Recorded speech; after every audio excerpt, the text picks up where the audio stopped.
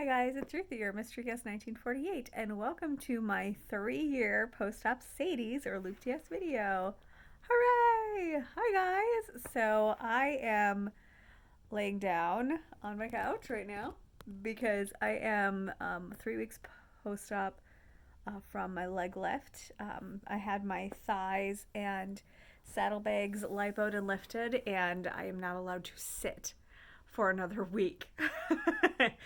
But I realized yesterday, I think it was, I was like, oh my gosh, I'm 3 years out from my surgery, from my first surgery in this what seems like a really long line of surgeries.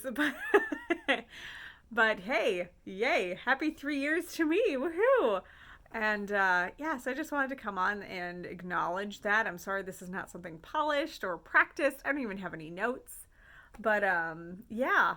Oh, I suppose I could do my intro, even though like I'm halfway through this video now. Or a minute in, but whatever. Hi, if you're new here, I'm Ruthie. I am 38 years old. I am 5'7" tall.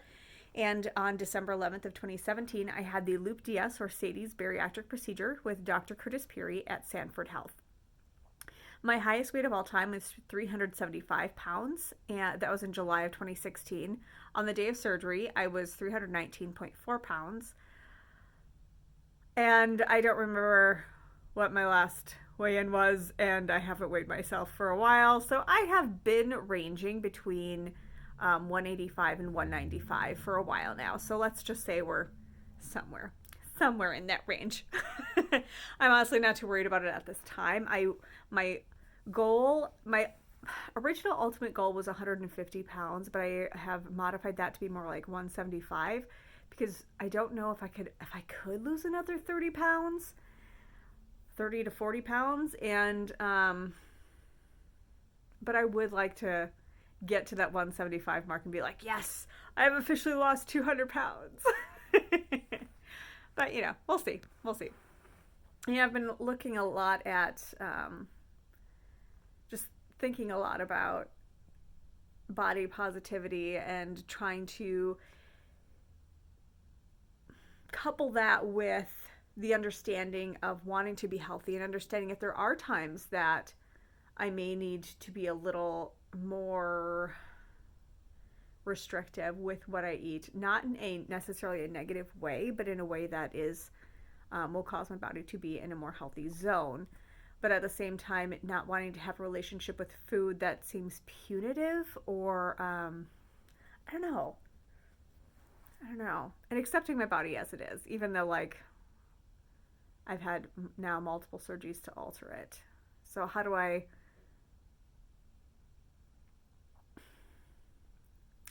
marry those two ideas? And I don't know. Like I've literally just been starting to look into this now that I've been unable to sit up for the last 3 weeks and have another week to go. Oh my gosh, you guys. Okay. Yeah, so I'm 6 months post-op from my FDL extended tummy tuck. I am 4 months post-op from my arm lift. See, there's scars right there, and breast lift. And it has been a little over 3 weeks since my thigh lift, which I mentioned earlier. I will say that all the surgeries have had their own type of like kind of, I don't know if complication is the right word, but just their own challenges, we'll say. I would say that the tummy tuck had the most pain and felt like the pain lasted the longest. I think I took pain medicine for probably 3 weeks with the tummy tuck. Sorry, the lighting is weird. My Christmas lights are up and the lighting's just weird in here. But and then with my breast lift and arm lift, I had sorry. Okay, Charlie. I had some complications, like literal complications, and had to take antibiotics.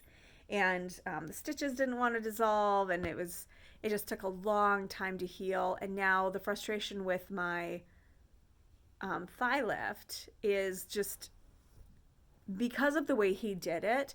So he did both my outer. That's Charlie. She's my pandemic puppy. I got her in April. Oh gosh. Anyway, so he did my both my outer like hips, my saddlebags, and my inner thighs at the same time, which is fantastic. And I wish I could show you, but it's hard. I would have to unwrap all of the ACE bandages, and I'm just not going to do that yet. Maybe next time. But so I had that done on the 19th of November, and today is the 11th of December.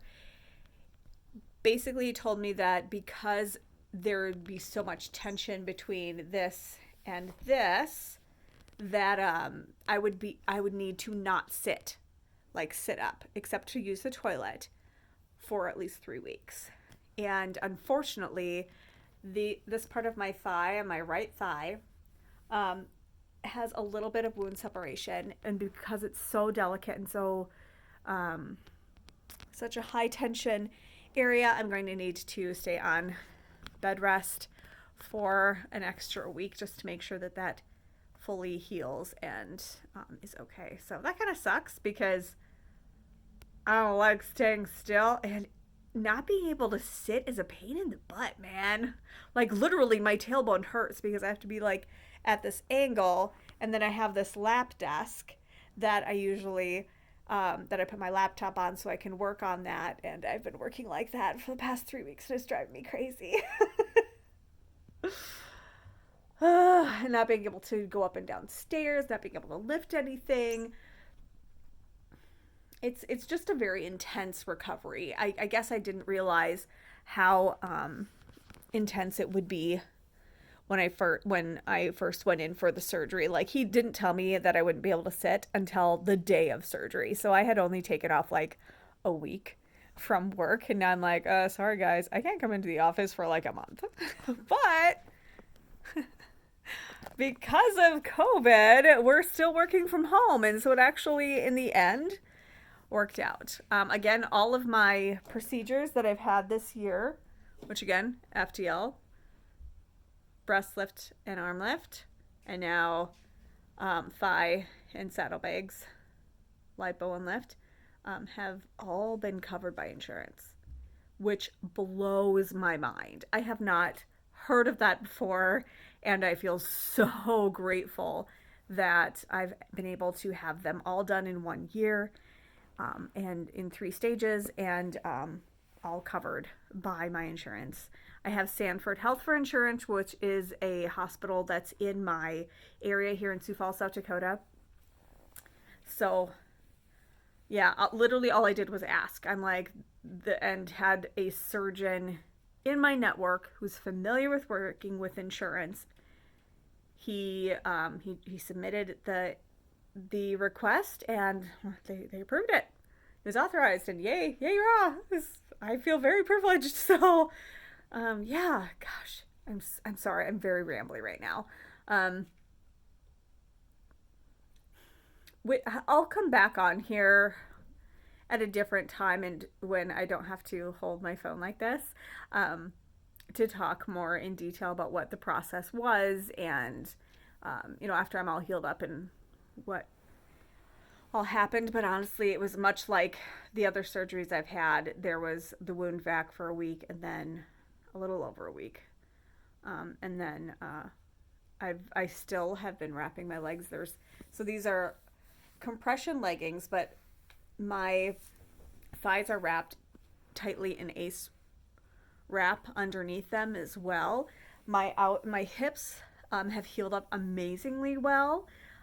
That's the part that I was actually concerned about more, was that, just when you sit down, you feel how your skin, I used to just pool out like a puddle of skin around myself when I would sit, but so I was worried that just that pressure of when you sit, how that pulls on your the outer part of your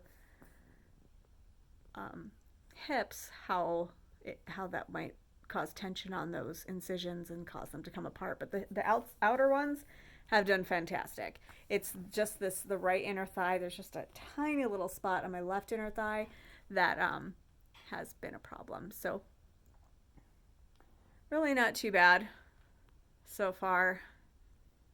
just, like I said, kind of stinks. I really want to get back to exercise as soon as possible. I'm already feeling like bloated and not comfortable. And I just want to get back to exercising and being my regular self. And excuse me, sorry. And it's not going to be for a while. They said the next when I'll probably be able to start doing like some slow walking on the treadmill a week after bed rest. So it'll be after Christmas by then, which is hard, but that's okay. Christmas is of course going to look very different this year because COVID. So yeah, we're my mom and one of my sisters, besides the one I live with, will be coming, but it's because we already infiltrate each other's bubbles, and so feel safe doing that. Sorry, watching my dog. Here's Charlie. Charlie. She's such a good puppy. She's a good girl. But yeah, so I don't know. 3 years. It's hard to believe that it's been 3 years. This year has been so much about the 3 skin removal surgeries. Like, I feel like this entire year I've either been planning for a surgery or recovering from one, and I'm ready for the next year. In so many ways. So many ways. Ugh. Oh, no. Down dog. No. Ugh. This is part of my problem. This dog, see? She's such a sweetheart and always wants to cuddle, but she's not supposed to touch me. Hey, Charlie. Good puppy. Pandemic puppy. She's a golden retriever, in case you're wondering. And she is a girl named Charlie. And she is my son's bestest friend ever. Get down. Good girl. Good girl. So, yeah. 3 years. Again, if I could give any advice, again, it would be form the habits that you can maintain long term in those first 6 to 8 months where everything is a lot easier, because it's that time that you really can utilize your tool as much as possible. And I mean, I still can't put away the amount of food in one sitting as I used to be able to, but I can definitely eat more than originally when I first had the surgery, and it can definitely, eat 2,000 calories a day without a problem. So yeah, I still track everything, still drink my water, still take my vitamins. I have my 3-year post-op appointment on Tuesday, which I will be laying in the back of an SUV while my sister drives me to my appointment because I can't sit. Yeah. I don't know. Because that's it. I don't really know what to say, guys. Sorry again, this is really rambly and not the greatest 3-year update, but I'm just trying to get better. I'll give you an update after the holidays and let you know how everything is going. Hopefully by then I will have at least gotten to start walking on the treadmill again, because if I can at least get some cardio, I think I'll feel better. But, hope you guys are doing well and making it through this holiday season. And, just my heart goes out to any of you who have lost loved ones during this crazy pandemic. And my hope and prayer is that we will all be able to work together to stop the spread and not overwhelm our healthcare workers and try and get back to normal as soon as we can. All my love to all of you, and I will talk to you next time, guys, okay? All right. Bye.